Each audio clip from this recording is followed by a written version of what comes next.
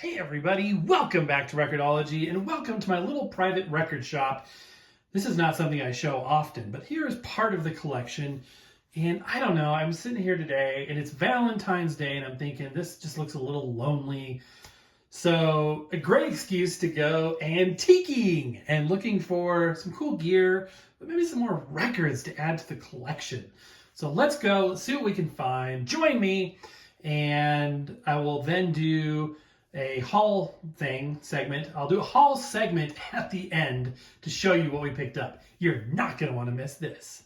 Come out tonight, can't you come out tonight? Buffalo gals, can't you come out tonight? Welcome to Record-ology. Okay, I'm going to do this a little differently than usual. We're going to use some still pictures with some voiceover. Check out this awesome 50s era, maybe even 40s era tin children's phonograph. Just a beautiful, beautiful piece of art and functional equipment once you restored it. I'm just thinking it was kind of expensive. I think it was $70 some odd for it. Just not a project that I'm ready to do right now, but it's super cool. I really liked it. And then I found this. This is cool. It's like it was like a 10-inch laser disc, and it looks like it was a commercial, like a Ray Charles television commercial. I didn't know they used laser disc for television products, for running commercials and stuff. Very interesting. I don't have a Laserdisc player, so I passed on this as well. And actually the things that I kept aren't in this initial segment. These are the things I passed up on.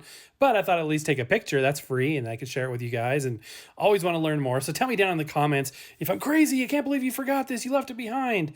But then I came across some colored vinyl or a colored record. This really, really cool record. Looks like it's some sort of children's record. Unfortunately, the tag is obscuring it at $9 for a record that I'm not sure if it's really worth that. And it was behind a glass case, and I didn't want to have to deal with, getting somebody to get it out of the case. I passed up on it. I could see myself going back for it if you guys are like, oh, that's a super special thing, whatever. But I decided to pass it up, although it was super cool. And it looks like it's unique. I mean, it looks like it ties into either some commercial property or possibly a toy or something. It's very, very unique and a gorgeous physical record too. I like the look of it a lot. But you know what? Then I found this. I know the screams, the horror. Trust me, but when you go antiquing, you got to be prepared for the horrifying. It just happens. I came across this little beauty right here. Not a cheap record, but as you can tell, this is a title that commands some value. I don't know if it's worth $80, but at the same time, I think it is super cool. The Beatles, A Hard Day's Night, gorgeous, gorgeous record. And I would love to find something like this, but I'm not able to spend $80 on a record like this. Although it is really neat. Tell me again in the comments your thoughts on any of this stuff, but specifically, is this worth it? Was that a good price? Maybe I should go back and get that. Maybe it's an investment. Maybe it's worth having that investment, or maybe it's crazy. I know some people at antique stores, they think their records are valuable and they really just don't know. Now time for some more horror. This is a teacup. There was several teacups that were heads, Bailey's Irish Cream, presumably, and possibly one of the top 10 most horrific clown dolls I've ever seen. One more piece of equipment here. We've got a gorgeous, gorgeous little combination radio and phonograph.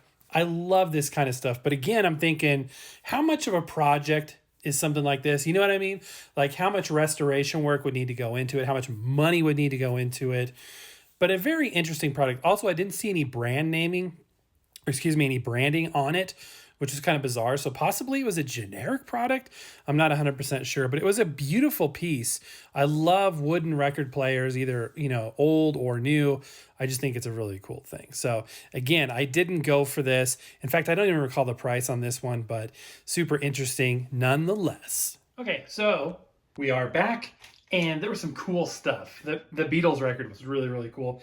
There was a bunch of really cool stuff, but I didn't want to get stuff just to get stuff. So I got 4 records, but they're really, really cool. So here they are. Tell me what you think down in the comments below. We'll go one by one here. So the first record I picked up is this. They're all 7-inch records, too. I didn't get any 12-inch records. So the first one is this. This is Decca Records from the Glenn Miller Story. So in the Glenn Miller story soundtrack, and I have the full regular version. In fact, it's probably right back here somewhere. There's a lot of Glenn Miller music, obviously, but there are 2 Louis Armstrong songs, Basement Street Blues and Ochichonia, which I'm probably butchering that word, but there you go. And Louis Armstrong is awesome in this movie. So this is sort of an offshoot record with just those 2 songs, but it's got some awesome artwork here of Jimmy Stewart and June Allison, and some awesome artwork of Satchmo himself. And this is just super, super cool. I love this. Anything Glenn Miller story related, I can't pass it up. So what did I pay for this thing? Is the price still on here? I think I paid $5. This is probably the most expensive record I bought today. So a historical treasure. I think this is super cool. Now let's look at the actual record. See what kind of condition it's in. It is Decca, just like the full-size soundtrack. It is in very dusty condition. It looks pretty well played, actually, but it is an extended play record, so you can fit more information when you have the extended play records on there. And here is Basement Street Blues. Very, very cool. I love when they put the dance speed on there. It is a foxtrot, ladies and gentlemen. Right there. Very cool record. Very cool. What else did I get? I think I'm going to save that to the end. Always on the lookout for colored vinyl, flexi discs, which, you don't come across in the wild that often, but we did today. This is the Donnie and Marie Osmond TV show flexi disc, 33 1/3. I love this. Place coin here if sound sheet slips. Sound sheet just refers to the brand. That's the designation for the Evatone flexi discs as a competing product. So 1976, really, really cool. This is awesome. Let's see, is it a double-sided? It is. It is a double-sided. Check out the back. It's interesting. They have some of the labeling, like the generic stuff. None of the specific stuff for this actual release. I also like how they used this as a protective cover, which is better than nothing, right? I mean, I'm glad they do, something. Nothing triggers me more. Okay, some stuff does, but few things trigger me more than just a box full of 45s just rubbing on each other, and no labels, no, slip covers or anything. And yeah, this is interesting. So yeah, the Donnie and Marie Osmond TV show part and this part are specific to this, but were omitted from the back of there. I think that's kind of interesting. So that will be an interesting record to take a look at. Okay, next record. Check out this beauty right here. A gorgeous red vinyl record. And when it's colored vinyl or picture discs, I pretty much have a no record left behind policy. Do you know what? I actually left a Glenn Miller record today. I passed up on it. I wasn't 100% sure I didn't already own it, and I passed it up. I know, right? I never do that, but today I did. And I'll be thinking tomorrow, I'm like, man, I should go back there and get that thing.